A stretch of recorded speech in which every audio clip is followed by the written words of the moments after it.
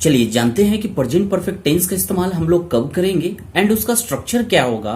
तो जैसे कि दोस्तों आप स्क्रीन पे देख पा रहे हैं कि इसका स्ट्रक्चर प्रेजेंट परफेक्ट टेंस का स्ट्रक्चर होता है subject plus have has plus MB third plus object.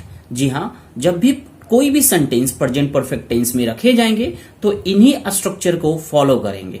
ठीक है, अब बात आती है कि प्रेजेंट परफेक्ट टेंस का इस्तेमाल हम कब करेंगे, कौन सा ऐसा कंडीशन होगा तब हमें प्रेजेंट परफेक्ट टेंस का इस्तेमाल करना होगा। तो ध्यान रखेंगे कि जब कोई काम तुरंत या हाल ही में पूरा हुआ हो, आई रिपीट, जब भी यानी कोई भी सेंटेंस है जिसमें कोई ना कोई काम हुआ हो। ठीक है, यानी कोई भी सेंटेंस जिसमें कोई काम हाल ही में पूरा हुआ हो या तुरंत ही खत्म हुआ हो, तो उस समय वैसे सेंटेंस को हम प्रेजेंट परफेक्ट टेंस में रखेंगे दोस्तों।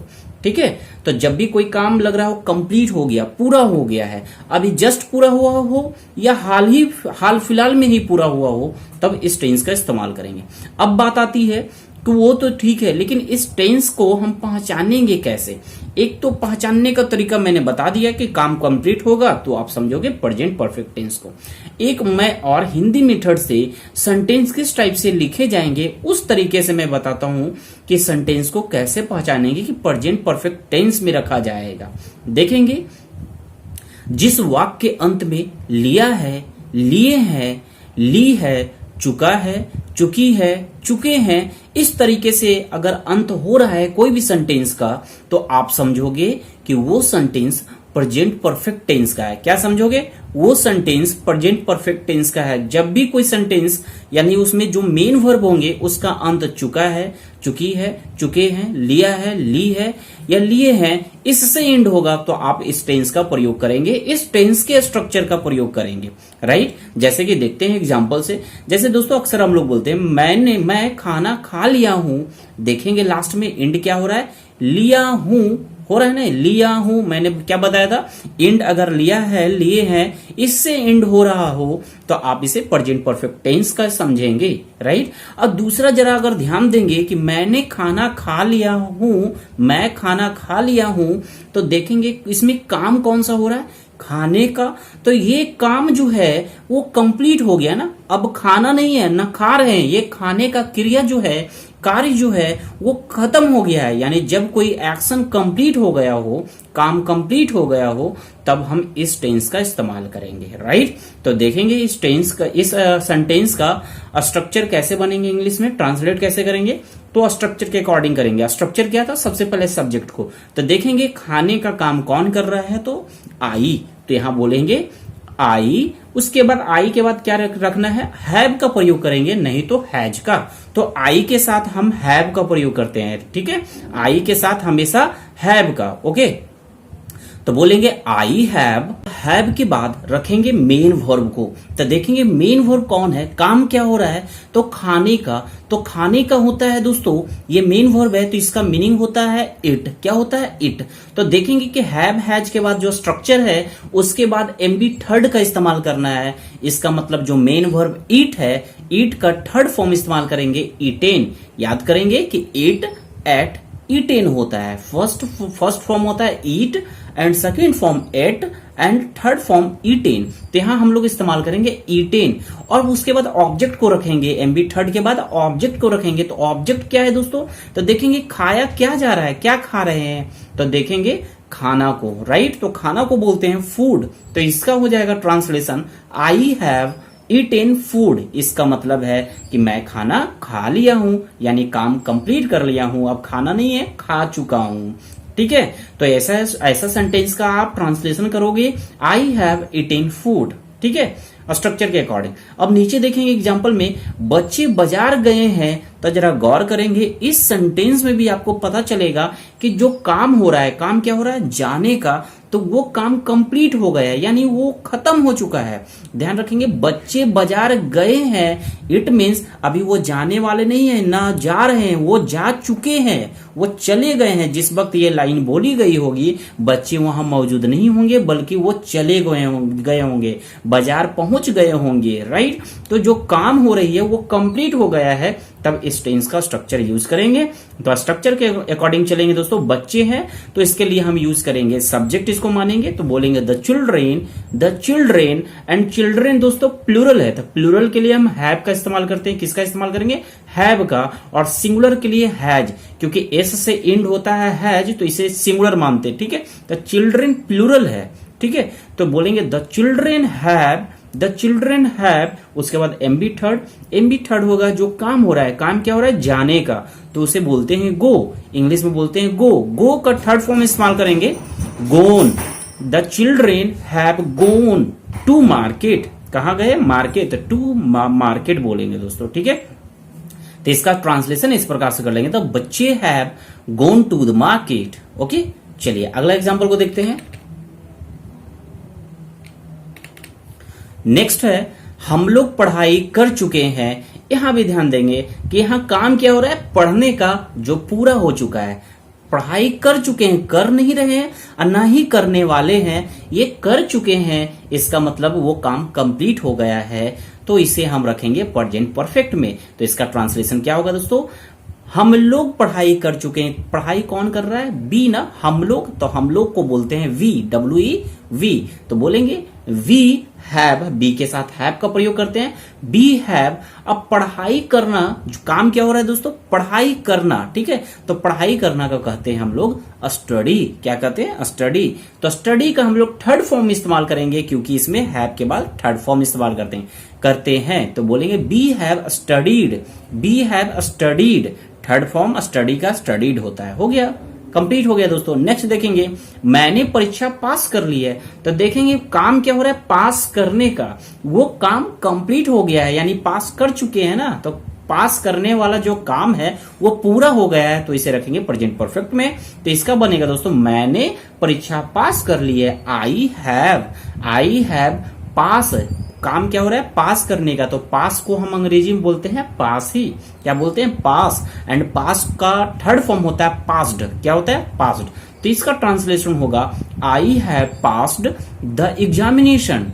ठीक है, क्या पास किए हैं आप? एग्जाम को ना। तो बोलेंगे the examination, I have passed the examination. Okay, next देखेंगे, मुझे 75% मार्क्स मिले हैं। मुझे 75% मार्क्स मिले हैं। काम क्या हो रहा है? मिलने का। क्या काम क्या हो रहा है दोस्तों?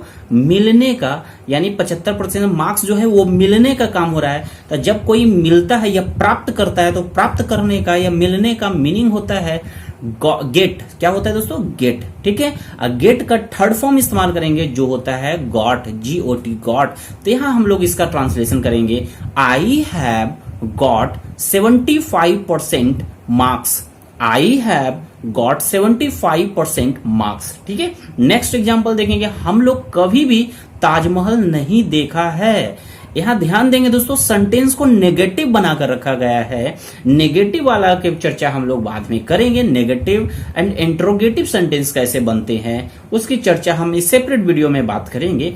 अभी ध्यान रखेंगे, जो नेगेटिव वर्ड है अगर बनाने के लिए नहीं समझ में आ रहा होगा, सेंटेंस नहीं समझ में आ रहा होगा, तो नेगेटिव वर्ड को आप निकाल दे। ठीक है, निकाल देते हैं। हम लोग कभी भी, ये कभी भी नहीं का एक नेगेटिव वर्ड है, तो इसे आप हटा देते हैं। तो हम लोग बोलेंगे हम लोग ताजमहल देखा है, यानी देखने का काम पूरा हो गया है। तो देखने का काम पूरा हो गया है, तो इसे रखेंगे प्रेजेंट परफेक्ट में। तो चलिए इसका ट्रांसलेशन करते हैं, be have seen the Taj Mahal. काम क्या हो रहा है दोस्तों? देखने का। तो देखना मीन्स होता है सी का थर्ड फॉर्म होता है सीन। तो ये बोलेंगे बी हैव के बाद थर्ड फॉर्म रखेंगे, तो be have seen the Taj Mahal.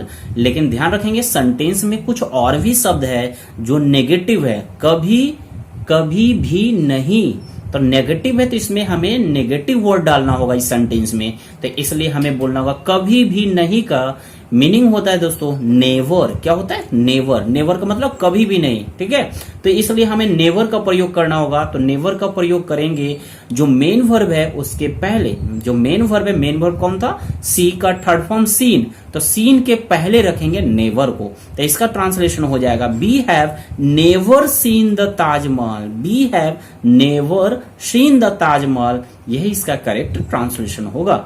Next देखेंगे संजय ने अंग्रेजी सीख ली, संजय ने अंग्रेजी सीख ली, काम क्या हो रहा है, सीखने का जो वो पूरा कर चुका है, सीखने का जो वो पूरा कर चुका है, यानी काम कंप्लीट हो गया है, तो रखेंगे प्रेजेंट परफेक्ट में। तो ट्रांसलेशन बनाएंगे संजय ने, तो संजय, संजय के साथ हम क्या प्रयोग करेंगे, हैव या हैज। तो ध्यान रखेंगे अगर सब्जेक्ट सिंगुलर है तो वर्ब का यूज करेंगे सिंगुलर, यानी हैज सिंगुलर होता है, तो बोलेंगे Sanjay has, Sanjay has, has के बाद एमबी थर्ड का प्रयोग करेंगे। तो काम क्या हो रहा है दोस्तों, सीखने का, और सीखना का होता है लर्न, मीनिंग क्या होता है, लर्न, लर्न का थर्ड फॉर्म इस्तेमाल करना है, तो क्या हो जाएगा दोस्तों, लर्नड, ठीक है, टी लग जाता है, ठीक है। तो हम लोग इसका इस्तेमाल करेंगे Sanjay has learned English, Sanjay has learned English. Okay, अगले आगे देखेंगे, हम लोगों ने मुन्नी को हर जगह ढूंढ लिया है, यानी कोई मुन्नी है, मे भी खो गई होगी, तो यहां सेंटेंस में बोला जा रहा है हम लोगों ने मुन्नी को हर जगह ढूंढ लिया है, हम लोगों ने मुन्नी को हर जगह ढूंढ लिया है। तो देखेंगे दोस्तों काम क्या हुआ था, काम हुआ था ढूंढने का, जो कंप्लीट हो चुका है, ढूंढने का काम हम लोग कर चुके हैं, कंप्लीट कर चुके हैं, तो रखेंगे प्रेजेंट परफेक्ट में। जब भी कोई कंप्लीट हो जाता है तो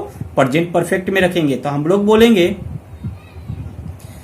बी हैव, बी के साथ क्या प्रयोग करेंगे, हैव। ध्यान रखेंगे सब्जेक्ट के बाद हमेशा हैव या हैज का आना जरूरी है। तो जब सब्जेक्ट अगर प्लूरल होगा तो वर्ब यानी हैव देंगे, अगर सिंगुलर होगा तो हैज देंगे, ठीक है।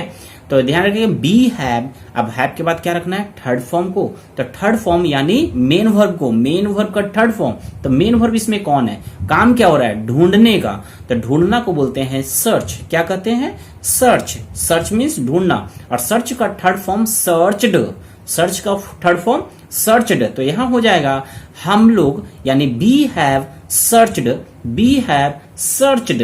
अब ध्यान रखेंगे हम लोगों ने सर्च किया, क्या ढूंढा, किसको ढूंढा, तो मुन्नी को ना, तो मुन्नी को रखेंगे B have searched Munni.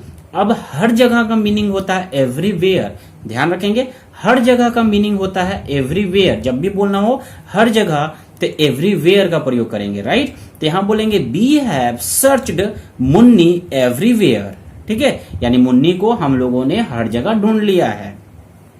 Next example देखेंगे एंड आज का लास्ट एग्जाम्पल, हर लोग इस बात को समझ चुका है, ध्यान रखेंगे हर लोग इस बात को समझ चुका है। तो काम क्या हो रहा है, समझने का, जो पूरा हो चुका है, समझने का काम है, और हर एक लोग उसको समझ गया है, यानी समझने का काम पूरा हो चुका है। तो इसे भी प्रेजेंट परफेक्ट टेंस में रखेंगे। तो ध्यान रखेंगे पहले, सबसे पहले रखेंगे सब्जेक्ट को, तो सब्जेक्ट कौन है दोस्तों, तो देखेंगे सेंटेंस में समझने का काम हो रहा है, तो किसने समझा, कौन समझा, तो हम लोग, सॉरी या हर लोग, कौन समझा, हर एक लोग समझा है, हर लोग समझा है। तो हर लोग के लिए हम बोलेंगे, हर लोग का मीनिंग होता है एवरीवन, क्या होता है, एवरीवन या फिर एवरीबॉडी, एवरीवन या फिर एवरीबॉडी। तो यहां बोलेंगे एवरीबॉडी।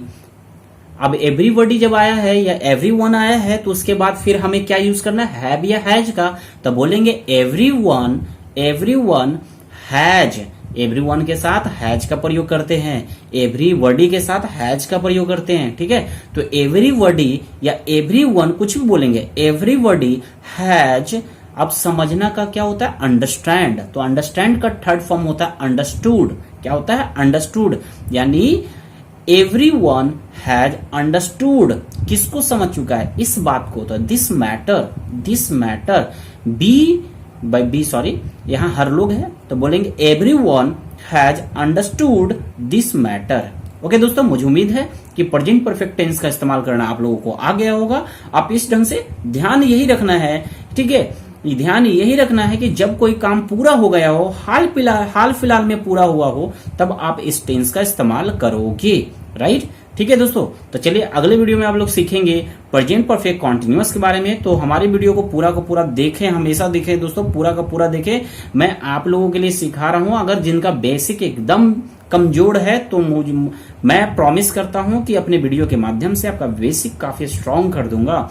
ठीक है, एक बेसिक से मैं आपको इंटरमीडिएट एंड इंटरमीडिएट से एडवांस लेवल तक सिखाऊंगा दोस्तों। बस हमारे वीडियो को फॉलो करते रहें एंड पूरा का पूरा देखें बिना मिस किए हुए एक भी पॉइंट। चलिए दोस्तों, फिर मिलते हैं नेक्स्ट वीडियो में, तब तक के लिए जय श्री राम।